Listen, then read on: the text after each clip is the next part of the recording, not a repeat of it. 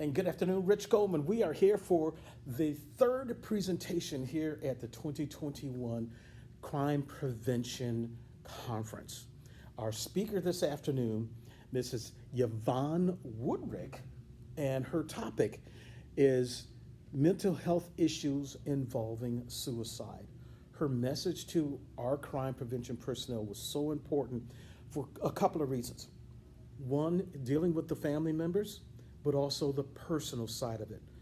But the most important is law enforcement's interaction with the families and the aftermaths of things that are going on and how important it is. And I want to have her talk about that for follow-up when you've dealt with a family, either before or even after, how important your role is in law enforcement and mental health professionals.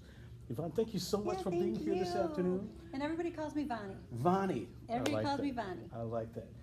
Your presentation today and the passion that you have after your loss was so important for us. And we're A-type personalities in this room, so there wasn't always a lot of engagement. But trust me, we heard what you had to say. Talk to us about how important that this mission that you're on now for the definition of change, mental health professionals, but the resources for family members and loved ones. Yeah. You know, it's so important. I mean, I lost my husband 18 years ago to depression, and that's one of my passions is talking about the illness versus the act and getting to, rather than how somebody dies, we talk about why someone dies, and that's truly one of my passions. And it's so important because once I started sharing and talking and being open about, my husband struggled with anxiety-driven depression. He was fourth generation suicide. That's incredible. There were things that we weren't talking about that maybe if we were talking about, would he still be here? I don't know. But that's my passion now for the fifth generation, the sixth generation, is to bring the conversation to the forefront, to normalize, to destigmatize. And I believe by destigmatizing is changing that definition. It's outdated and it's stigmatized. And it is currently one who intentionally kills themselves. I like to think of it as someone that is suffering from a mental health, brain health illness, or pain. Because the CDC states that over 54% of those that die by suicide do not have a diagnosed mental health illness. So there's more than half of people suffering that we're not talking about. And I think that what's been important for us as we heard your presentation today is to look at from within, how we respond. And that, okay, just deal with it and we gotta move on. And it's not that easy. And what's important has been, how do you do follow-up?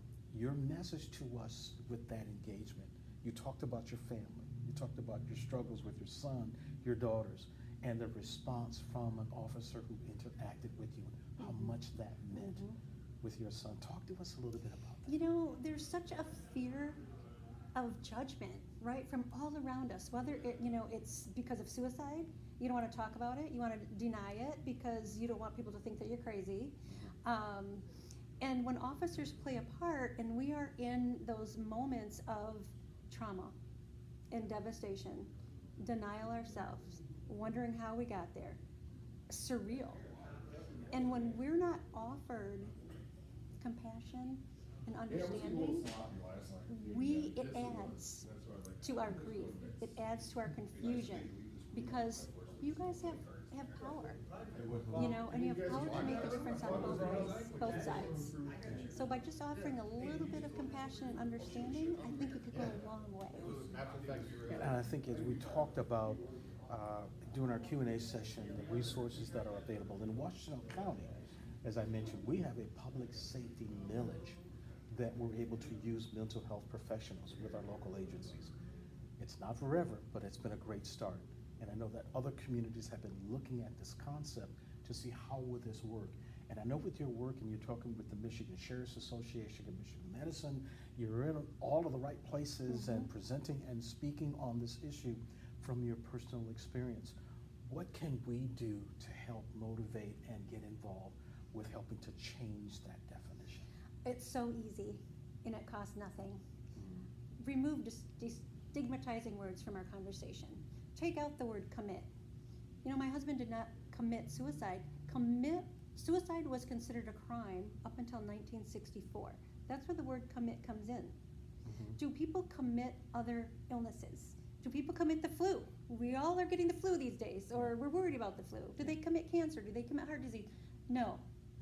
Mhm. So let's talk about our brain, and our brain health like we do every other part of our body. And by doing that, we're able to talk about the illness rather than the act, which I think in return reduces the stigma and judgment. So how can people reach you, your website, the work that you're doing in the outreach? Give us your website information. Yeah, I understand loveheals.org.